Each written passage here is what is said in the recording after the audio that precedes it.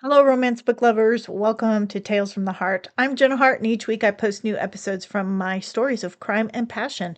Right now, we're listening to Till Death Do Us Part, Book 4 of the Valentine Mysteries. This week is Episode 4, Chapter 4. Now, if you'd like to read along or get ahead in the story, you can get Till Death Do Us Part from your favorite ebook retailer, or you can save by buying direct from me. Now, Till Death Do Us Part is the fourth book in the Valentine Mystery series. If you missed book 1, Deadly Valentine, you can listen by checking earlier episode postings, or if you'd like to read it, you can get the ebook for free at my website, jennahart.com. Books 2 and 3, Old Flames Never Die, and With This Ring, I Thee Kill, are available in earlier episode postings, or you can get it at your favorite ebook retailer, or again, less through my shop. Tales from the Heart is posted to YouTube and podcasts each week. These episodes are edited to censor the intimate content. So if you'd like to have a version that includes the spicy bits, plus get early access, behind the scenes information about the stories, bonus content, and more, please join my free exclusive Sweetheart group over at jennahart.com. Never miss the mystery or romance by hitting the subscribe button, and remember that all the details and links you might need are just a click away in the description. Now snuggle up, get comfy, and enjoy the show. Chapter 4. It took Tess a moment to orient herself. Then it came back to her, the drama and angst of the night before. Getting home late and falling asleep the moment her head hit the pillow. The sun was just making its ascent, casting a shimmering glow in the bedroom. Turning her head, the alarm clock read just after 7. Moving her head the other direction, she saw Jack, looking relaxed and oh so sexy as he slept beside her. Knowing she had a little time before she had to get up, she decided to indulge. She snuggled her body next to his and let her hand roam over his strong back. He murmured. I'm having the most fabulous dream. Are you? A goddess has snuck into my room. That does sound like a good dream. He rolled onto his back. Tell me more. Then he stopped and swore. What? Then she heard it too. The phone was ringing. Ignore it, he said, letting his hands get busy again. It's just after 7. Who calls that early unless it's important? He sighed, reaching for the phone and handing it to her. Hello? Hi, Tess. Sorry for the early call, said Daniel, her friend and Jack's sometimes nemesis. Hi, Daniel. Jack's nuzzling stopped, replaced with an annoyed expression. How does he always know? She shushed him, even though he had a point. This wasn't the first time Daniel had interrupted an intimate moment. Were you and Jack at a party at the Jefferson Inn last night? Yes. I need to talk with you two. Why? Then Tess remembered Ava had slapped Amya. Had she really called the police? She must have. Otherwise, why would the police be involved? Oh, for goodness sake, Daniel, Amya practically had it coming. What? He sounded surprised. She sought Ava out, goaded her, and then grabbed her. Ava simply acted on instinct. Ah, okay. All of a sudden, warning bells went off in Tess's head. Daniel was a detective. Although his work wasn't exclusive to homicides, he wouldn't be involved in an assault case. Jack must have felt the change in her. He lifted his head and studied her face for clues to what Daniel was saying. Why are you calling? There was a murder at the Jefferson Inn last night. I need to interview everyone who was the... Who? Tess felt a new kind of panic. Amya seemed just like the type of woman to come completely unhinged and murder someone, especially if that someone got between her and Reese. I can be there in 20 minutes. Who is it, Daniel? Tess insisted. By now, Jack understood, and she could see the worry on his face. Amya Gross. Amya. Tess felt relief that it wasn't Ava, and then guilt. Amya was an awful person, but that didn't mean she deserved to be murdered. I can be there in 20 minutes, he repeated. Yes, we'll be here. Tess hung up the phone. Amya's dead? Jack asked. Tess nodded, trying to wrap her brain around it. I guess she had no shortage of enemies, he said. Tess looked into his eyes and saw worry. Ava wouldn't have done it. Jack shook his head. No. But he didn't sound sure. You take a shower and I'll make coffee. Tess hurried through her shower, wrangled her curls into a French twist while her hair was still wet to save time. She slipped into a dress so she'd be ready to go to the shop when Daniel was done questioning them. She passed Jack on the stairs on her way down. I'm going to get a quick shower, he said. She nodded and headed to the kitchen. She'd just finished pouring herself a cup of coffee when there was a knock on the door. Sorry to get you up so early, Daniel said when she let him in. I'll admit there are better ways to start the day. She thought of the sensuous way she'd planned to bring in the day. Jack will be right down. Want some coffee? She asked, leading him back to the kitchen. Coffee would be great. Tess poured a cup and handed it to him as he sat at the table in the bay window. I have to admit, I was surprised to find out you were involved. Involved? We're not involved. I mean that you're witnesses, of sorts. How do you two always end up associated with murder? It's not by choice. Jack said as he stepped into the kitchen. He reached over and shook Daniel's hand. So what happened? You can start by telling me why you were at a private function for a movie crew. I'm friends with Ava Dumont. Jack said, refilling his coffee cup. They grew up together.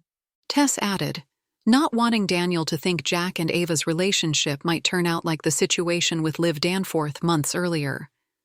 The major difference being that Ava had never slept with Jack, nor did she seem like the murdering type, despite her obvious anger issues. So she invited you? Daniel asked. Yes. Jack said, but didn't elaborate. Apparently, her training in police interrogations had sunk in, and he'd learned not to say more than was asked. I take it from your comment on the phone that you witnessed the altercation between Ms. Dumont and Ms. Gross? Yes. Jack and Tess said together. You said Ms. Gross had it coming to her. She sought Ava out for the purpose of a confrontation. She grabbed Ava first.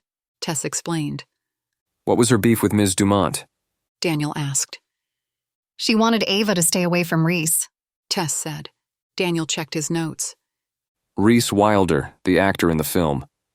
And Amya's estranged husband. Jack added. They're in the middle of a divorce. Are you sure about that? Daniel asked. Jack and Tess looked at each other, wondering what Daniel knew.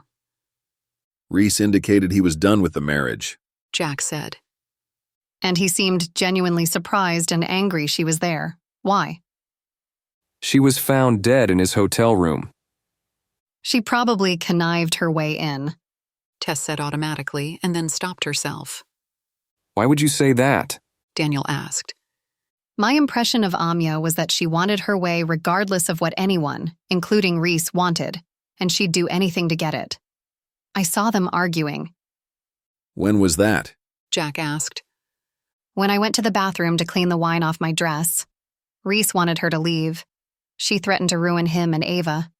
And the movie. What was his response? Daniel asked. He said he could ruin her too, and I think he could.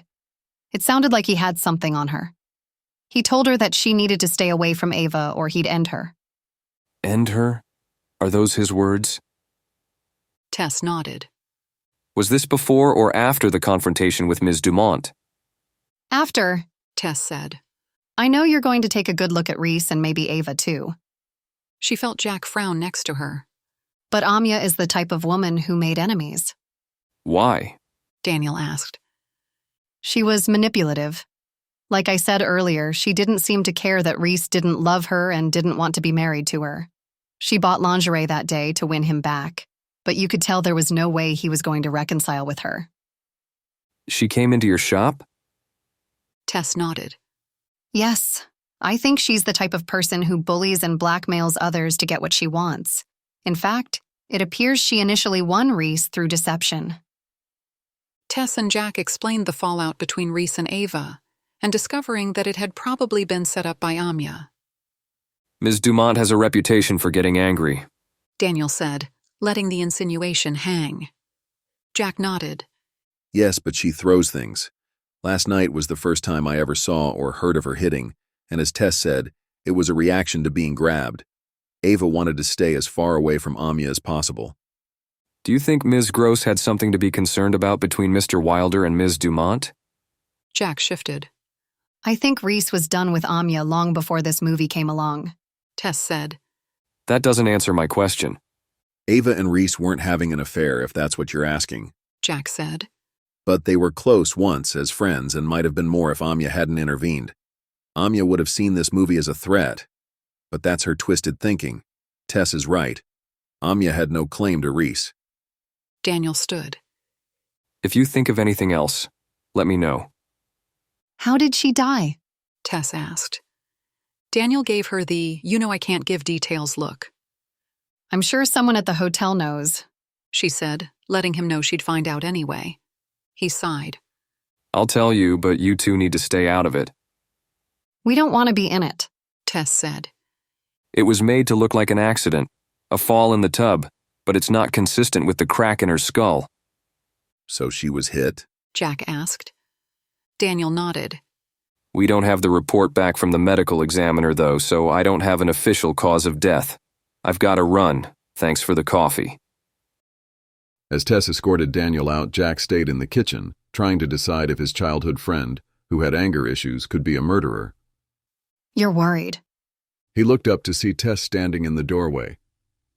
A little. I don't think Ava killed Anya, but she's got to be near the top of the list. Right behind Reese, he's the estranged husband, and she was killed in his room. I think I'll stop by and see her before I head up to Washington today. You're still going? She moved toward him. I promised Cora I'd take her to bingo tonight. A smile twitched on Tess's lips. Bingo. I know.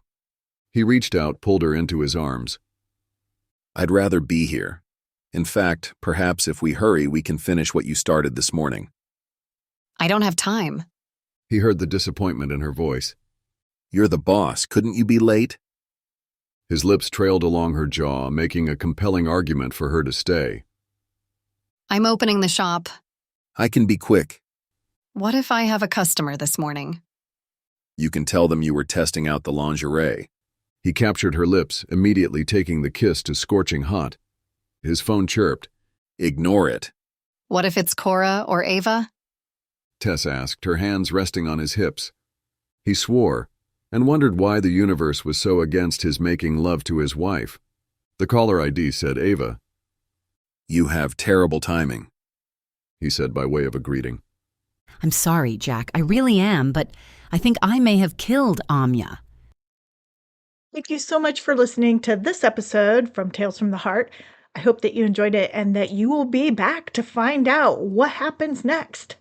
Did Ava actually kill Amaya? Remember, members of my Sweetheart group can listen to the full uncensored episodes through my website. Just visit jennaharte.com and click to become a Sweetheart for access to uncensored audio episodes, bonus content, and more. If you'd like to read along or get ahead in the story, you can get Till Death Do Us Part from your favorite ebook retailer or save by buying direct from me. All the details and links you might need are just a click away in the description. Make sure you don't miss the next episode. Hit the subscribe button so you know when it's posted. Thank you again for listening. Until next time, this is Jenna Harte wishing you peace, love, and happily ever after.